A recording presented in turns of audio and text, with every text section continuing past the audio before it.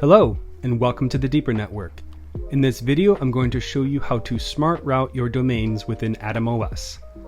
In your browser, please go to 34.34.34.34, enter your username and password, and then click Login. For demonstration purposes, I'm using an older version of AtomOS that does not have YouTube in the app relocator. The area in which my node is located does not have youtube.com access. As you can see, access is not permitted.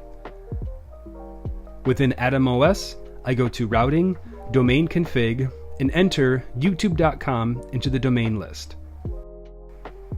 I choose the closest location that has YouTube access, click Add, and then I test youtube.com one more time.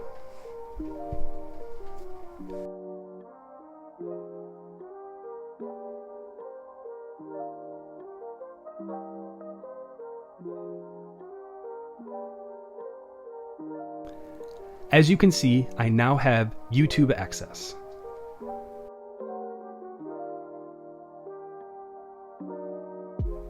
This domain config will work for any website and any service.